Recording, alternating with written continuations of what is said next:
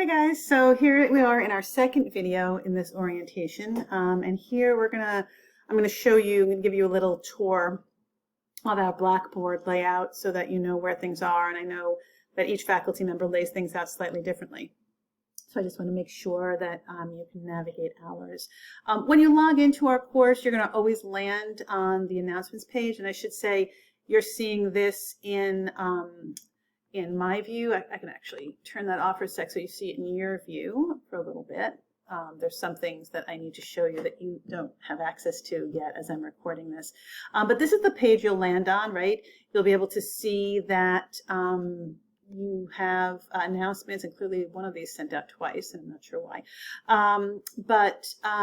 You have announcements here that I've put up. Hopefully you've seen these already because they also always get emailed to you, to your college email address. So that's a good thing to know. Make sure you're checking your college email address. Or log into the class on a regular basis, like at least once a day, to see if I've put up announcements, because you'll get reminders here and other things. And so you'll always land here, and you're always going to navigate from this left-hand toolbar. And so we just together in the last video looked at the syllabus, right? And that was here. Your textbook we can open up quickly, right? Is here so that you can take a look at that. It'll open up here in this window, but we could also use the link above, right? So hopefully you've already accessed those two things. And then everything else is going to be in this course material button. And so if we click on course material, what you guys can see right now, in addition to the course orientation, which you can't see on my video here because from your view it's not available yet because the course hasn't started. But let me come back out of the preview so you can see everything as it will eventually be. Come back to course material. Okay, here, right? So everything else is going to be on this course material page. Things will appear as we're ready to look at them. This is not an independent study, and so the idea that you're going to work really fast and get everything done is not going to be an option. We're working as a class together, and so that we can have discussions about things together. And you could always read ahead in your textbook. You could always work on papers ahead if you want to. But the actual engaging with the course material we're going to do as a group. So what you have already had access to, right, is this course orientation that you're already in because you found this video and you're watching it. And all of those chapter folders, right, as they appear. So I have access to all of them now for obvious reasons, right? All of them are here. And so there's our first chapter, Intro to Psych and Psychological Research. And what you'll see is every single chapter has the same layout in terms of its title so that you can get used to looking ahead for due dates and what's in there. So, right, so every one of them is going to say what date it opens, always a Monday, and what day it closes, always a Sunday. And then it tells you what chapters you need to read in the textbook. The fact that we have lecture videos, it tells you that your quiz is due on that first Thursday. Always the date will be listed for you, so you don't need to figure that out on your own.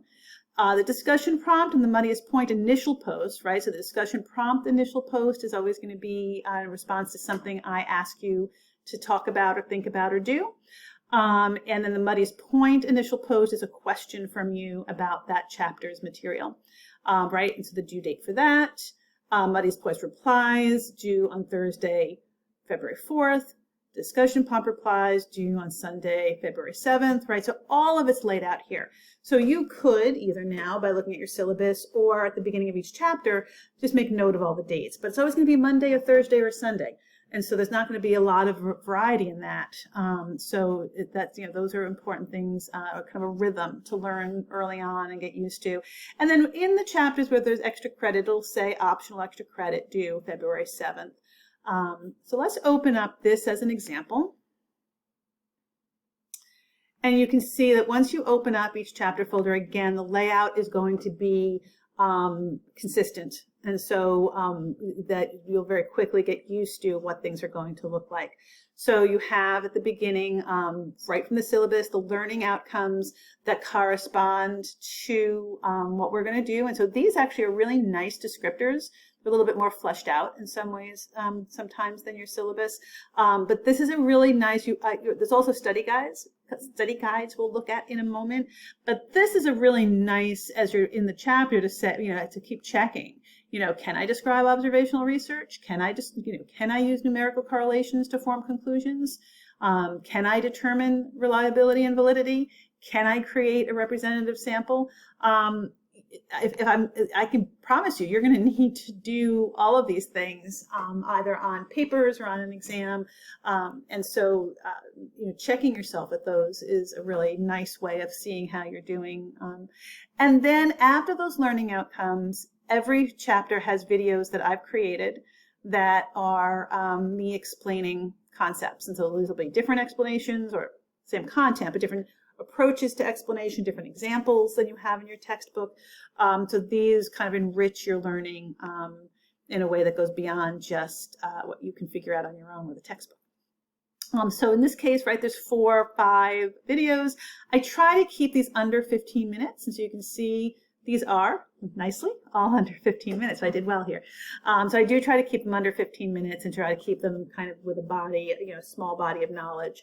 So what that means is, over the course of the first several days of a chapter, you don't have to watch these all at once. You can, but you could also do them in bite-sized chunks. You have 15 minutes and you watch one of the videos, and they are always there to go back to, even when you're studying for an exam. They don't ever disappear.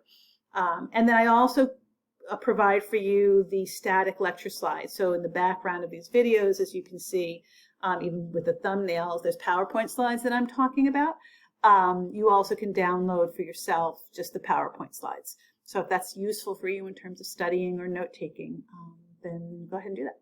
I can either just download them, you can print them out, you can do whatever you'd like. Right, and so then we come, right, to the quiz for chapters 1 and 2. And again, as I said in the last video, you can take these quizzes as many times as you want up until the due date. So this is due January 28th before midnight. And after that, you won't be able to access it to take it. You'll always, through My Grades, be able to access it to look at your answers. So again, a nice study tool, but you can't take it anymore after that date. But if you take it 10 times, it only records the highest grade. So you certainly can use this as a way of learning the information while we're doing the chapter and before the due date, okay? And then we've got these 2 discussions that we talked about. Right, so first we have the discussion prompt. In this case, it asks you to make a proposal for data collection. You choose one of these questions and you answer it. So, right, so if we click on the discussion prompt, each of you is going to need to create a thread. And when you hit create thread, it shows you, it opens up a text box, so the question is still there. Please, please, please, in the subject heading, put something descriptive. If everybody puts chapter 1, then it's impossible to go back and find a post that you wanted to read again or read before and now think you might want to respond to. It's also impossible to find posts that only talk about the thing you're most wondering about. So if you looked at these questions and you're saying, how would anyone study, does music make people spend more money in stores?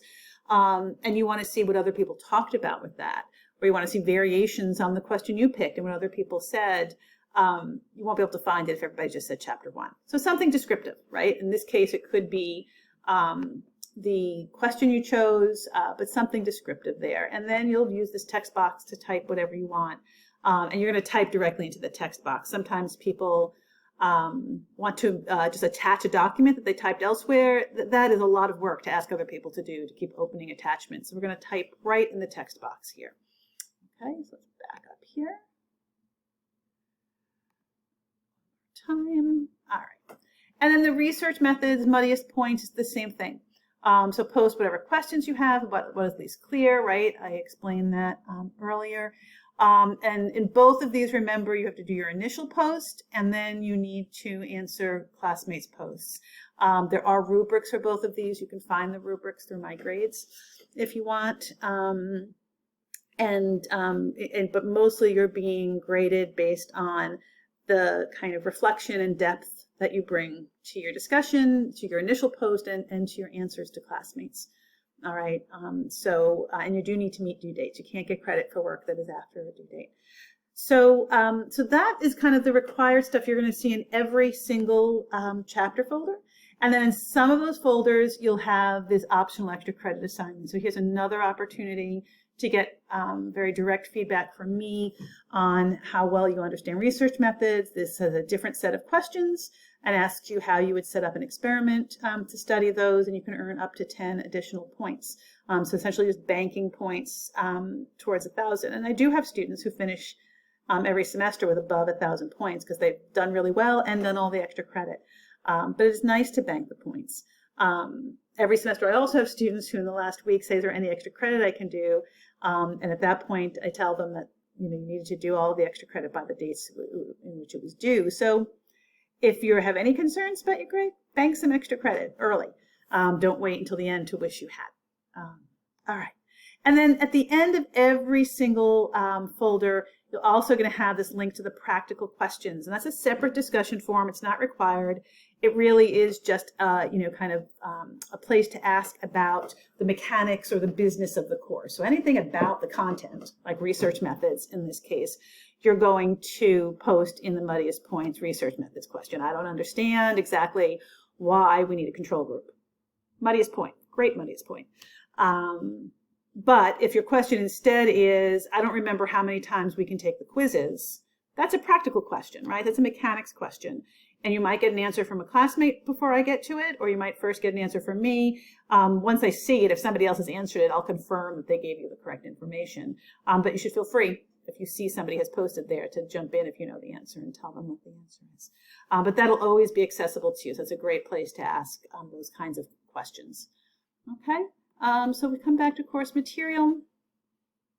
Right, so you've got your course orientation and that first chapter that'll open up on Monday the 25th. But you can see, and you can even see, right, Hidden from Students available on February 8th. These will all open up on the day that we start them. And then you'll have 2 weeks with most of them. The other thing that's available in between, right, and these are on a timeline, are other things you have to do. So again, everything's going to be on this page. So your article submission for the paper assignment, you have the paper assignment here. We'll talk about this in the next video. But the Dropbox for the paper assignment is there. Study guide for exam 1 is here. And then eventually, as you can see here, exam 1 will appear here for you on the 22nd when it's available. And so you see a whole bunch of things that I'm previewing for you that will show up in a timely fashion. All